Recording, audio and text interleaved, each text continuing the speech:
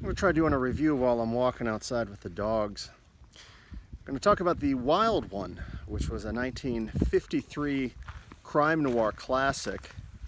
More than just a crime film, it's sort of one of the pioneers of the outlaw biker film and film genre, but considering it's 1953, these are for the most part pretty tame bikers. I mean, the worst they do is go into a bar, drink a lot, fight, and act like goofballs.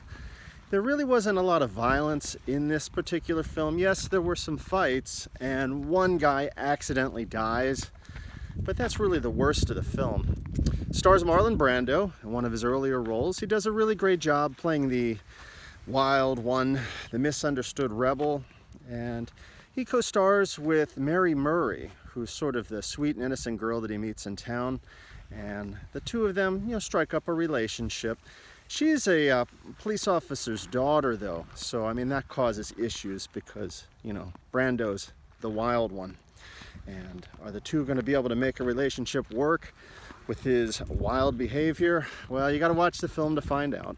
Marvin shows up in this film as well, and although I've seen him in a few films where he's, usually a little more straight-laced, a little more serious, kind of has this cold, cool, kind of assassin-type character to him. Here he plays kind of this rough, disheveled, half-drunken biker guy, and he and Brando get into a fight, of course. And there weren't many other actors that really stood out to me, although I did think it was really interesting at one point. One of the people in town was played by the actor Bruno Vesota. He kind of looks like a stocky Chris Farley, and I'm like, wow, where have I seen him in before? And it's actually kind of funny. I have seen him before in Attack of the Giant Leeches, which, to be honest, I didn't actually watch the film isolated. I watched it as a Mystery Science Theater episode.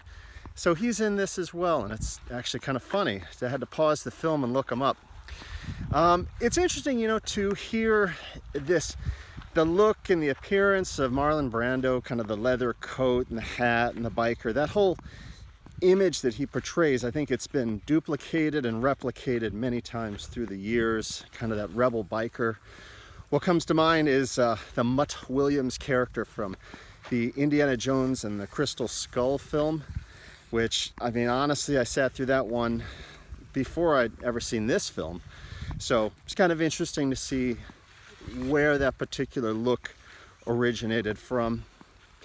So the bikers are in town. The plot is basically they're in town causing trouble, and the townspeople are tired of it, and the sheriff and the deputies eventually restore order, and Brando along the way is falsely accused of murder. So that's sort of the big issue of the film. Did Brando do it? Can he prove his innocence? Well, you got to watch the film to find out. And, it was an enjoyable bit of crime noir. If you get a chance, check it out. I really enjoyed it. And I'm just about at the end of my walk. Hey, look at this. It's watermelon fields, and they've all been picked over, so the watermelons are just rotting. So thanks for listening. What do you see over there?